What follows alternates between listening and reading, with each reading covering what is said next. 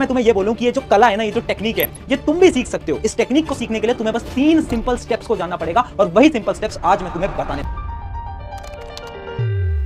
अब बढ़ते हैं हमारे स्टेप नंबर 2 की तरफ, 3, 2, 1 रूल। अब इस रूल को समझने के लिए आपको पहले प्रॉब्लम समझनी पड़ेगी। आपने नोट करा है कि आपके दिमाग में ना जब भी आपसे कोई सवाल पूछता है तो बहुत सारे थॉट्स आते हैं कि आप आंसर सही तरीके से बोल नहीं पाते, और जब आप बोलते हो ना तो बड़ा अटक अटक के बोलते हो। आपको ये समझ नहीं आता कि स्टार्ट कहां से करें, खत्म कहां से करें। एक एग्जांपल ले लेते हैं। अगर मैं आपसे अभी बोलूं कि स्पीच दो मुझे ऑन दी वर्ड ट्रैवल, तो आप में से 99% लोग सोच ही नहीं पाएंगे कि स्पीच स्टार्ट कहां से करें, खत्म कहां से करें। अब इसी का सॉल्यूशन है 3, 2, 1 रूल। अब इस रूल को समझाता हूं इसी ट्रैवल वाले एग्जांपल के साथ। तो सबसे पहले ये 3, 2, 1 का पहला वर्ड क्या है? 3 यानी मुझे आपको बताने होंगे 3 पॉइंट्स या फिर 3 स्टेप्स, यानी ट्रैवल के बारे में 3 पॉइंट्स बता दो फटाफट से। कि देखो ट्रैवल जो होता है बहुत इंपॉर्टेंट होता है। क्यों? क्योंकि ट्रैवल से मुझे बहुत सारी चीजें सीखने को मिलती हैं। ट्रैवल से मैं नई नई लैंग्वेज सीख पाता हूं, ट्रैवल से मैं नए नए लोगों से मिल पाता हूं। तो सबसे पहले मैंने 3 चीजें बता दी ट्रैवल के ऊपर। फिर आता है पॉइंट नंबर 2 का मतलब होता है 2 टाइप्स, यानी अब आपको 2 प्रकार के ट्रैवल के बारे में बताना पड़ेगा कि ट्रैवल जो होते हैं ना वो 2 प्रकार के होते हैं। मैं फ्लाइट से भी ट्रैवल कर सकता हूं, मैं बस से भी ट्रैवल कर सकता हूं। और लास्ट आता है 1 यानी जब भी आप अपनी स्टेटमेंट को क्लोज कर रहे हो, यानी स्पीच को खत्म कर रहे हो, तो आपको ना कुछ बहुत भारी यानी बहुत इंपॉर्टेंट स्टेटमेंट बोलनी पड़ेगी। जैसे कि मैं आपको ये बोलूंगा कि जो ट्रैवल होता है ना वो बहुत ज्यादा हेल्पफुल है हर एक इंसान के लिए। क्यों? क्योंकि उससे वो अलग अलग कल्चर के बारे में सीख पाता है। इसलिए हर एक इंसान को ट्रैवल करते रहना चाहिए।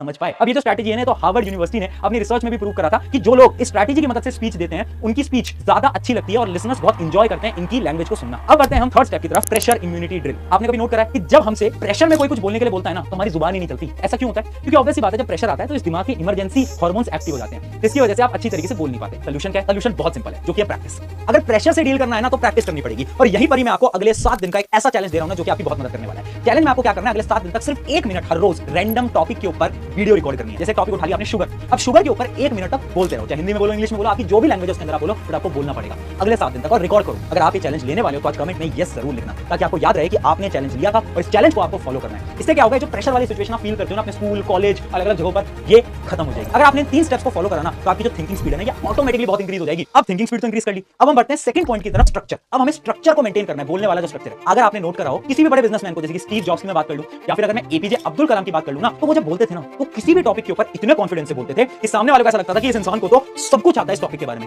जबकि रियलिटी में अगर उनको उसके बारे में नहीं भी आता होगा ना तो स्ट्रक्चर ऐसे बनाते थे कि सामने वाले को यही लगता था कि हाँ इस इंसान को पूरा आता है। अब अगर आपको ऐसा स्ट्रक्चर बनाना है ना तो आपको 2 सिंपल स्टेप्स को फॉलो करना पड़ेगा। सबसे पहला स्टेप है don't over explain, very important. बहुत सारे लोग क्या करते हैं ना, जब भी उनसे कोई सवाल पूछता है तो उसे ओवर एक्सप्लेन करने की कोशिश करते हैं। उसकी वजह से क्या होता है, जो सुन रहा है ना वो बोर होने लगता है और उसका इंटरेस्ट आपने से लूज हो जाएगा। तो एक सिंपल सी स्ट्रैटेजी है जो कि साइंटिफिकली प्रूवन है। 2019 के अंदर रिसर्च करी गई थी और एक स्ट्रैटेजी निकाली जिसका नाम है PRE स्ट्रैटेजी। P का मतलब क्या है? P का मतलब है पॉइंट, R का मतलब है रीजन और E का मतलब है एग्जांपल। एक सिंपल से छोटे से एग्जांपल से समझाता हूं। अगर मुझसे कोई पूछे कि मोबाइल एडिक्शन के बारे में आपके क्या विचार हैं, तो सबसे पहले मैं पॉइंट बताऊंगा कि मोबाइल एडिक्शन जो है वो बहुत बेकार है। मोबाइल एडिक्शन तो आजकल यूथ के अंदर बहुत ज्यादा फैल चुका है। पहले मैं पॉइंट बोलूंगा, फिर आएगा R, फिर मैं रीजन दूंगा। रीजन के अंदर मैं बोलूंगा मोबाइल एडिक्शन क्यों बेकार है, क्योंकि इससे ना लोग अपने गोल से भटक रहे हैं, डिस्ट्रैक्टेड हो रहे हैं। और फिर मैं एक एग्जांपल दे दूंगा कि मेरा एक स्टूडेंट था जो कि डिस्ट्रैक्टेड हो गया था मोबाइल एडिक्शन की वजह से और वो अपने पाथ से भटक गया। यानी अगर आपसे कोई भी सवाल पूछ रहा है, कोई भी सवाल इस दुनिया का, PRE, अगर आपने इस स्ट्रैटेजी को फॉलो करा ना तो सामने वाले को ऐसा तो पक्का लगने वाला है कि आपको नॉलेज है उस सब्जेक्ट के बारे में।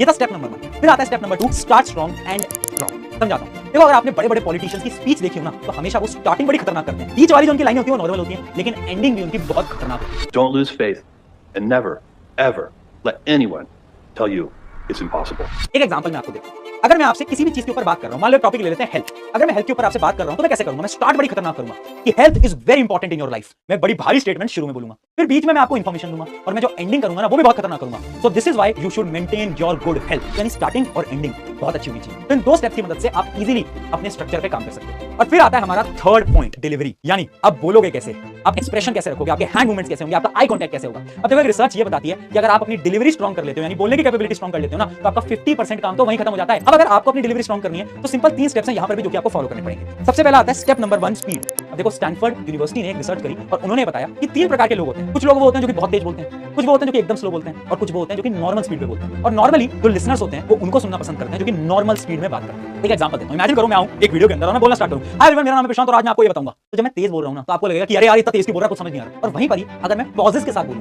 हाय एवरीवन, मेरा नाम है प्रशांत और आज मैं आपको हेल्थ के ऊपर बताने वाला हूं, तो मैंने ये बोला तो आपको लगा ना कि हाँ इस इंसान को नॉलेज तो होगी, यानी स्पीड बहुत इंपॉर्टेंट। फिर आता है स्टेप नंबर 2, पोस्चर। अब देखो हार्वर्ड यूनिवर्सिटी ने रिसर्च करी और उन्होंने बताया कि एक पोस्चर होता है जिसका नाम है द पावर पोस्चर। एक ऐसा सीक्रेट पोस्चर जिसकी मदद से सामने वाले को ये बता सकते हो कि आप बहुत कॉन्फिडेंट हो। अब इस पोस्चर आपको कैसे मेंटेन रखना है? बहुत सिंपल है, 3 तरीके हैं। सबसे पहले अपनी स्पाइन को स्ट्रेट रखना, क्या खड़े हो क्या बैठे हो फर्क नहीं पड़ता। फिर आता है पॉइंट नंबर 2, हैंड विजिबल, यानी आपके जो हाथ के मूवमेंट है ना ये विजिबल होने चाहिए, सामने वाले को ये दिखने चाहिए। अगर आप हाथ को ऐसे फोल्ड करके खड़े रहते हो ना तो सामने वाले को आप में इंटरेस्ट नहीं आएगा, उसको लगेगा कि ये अंडर कॉन्फिडेंट है। और ना ही आपको हाथ को पीछे रखना है, अपने हैंड्स को आपको मूव करते रहना है। और फिर आता है थर्ड पॉइंट, फेस रिलैक्स्ड, यानी आपका जो फेस है ना, ये ज्यादा गुस्से में नहीं होना चाहिए, ये एकदम रिलैक्स रहना चाहिए। जब हमारा फेस रिलैक्स रहता है ना, तो जो लिसनर्स होते हैं उनको ये लगता है कि ये जो इंसान है ये कॉन्फिडेंट है और ये जो बता रहा है एकदम सही बता रहा होगा। यानी अगर आप इस पूरे पोस्चर को मेंटेन करते हो तो आप भी पावर पोस्चर के अंदर आ जाओगे और लिसनर्स के ऊपर आपका जो इंपैक्ट होगा वो बहुत बेहतरीन होने वाला है। और फिर आता है हमारा थर्ड स्टेप ऑफ डिलीवरी, जो कि सबसे इंपॉर्टेंट है, जो कि है आई कॉन्टैक्ट। अब देखो एक सिंपल सी रिसर्च करी गई जिसके अंदर एक स्पीकर को ये बोला गया कि सबसे पहले तो तुम राइट साइड में देख के बात करो ऑडियंस में, फिर आप लेफ्ट साइड में देख के बात करो, और फिर आप पहले लेफ्ट देखो, फिर आप राइट देखो, और फिर आप सेंटर में देखो। और पता है जब लिसनर्स से पूछा गया तो हर एक लिसनर ने ये बताया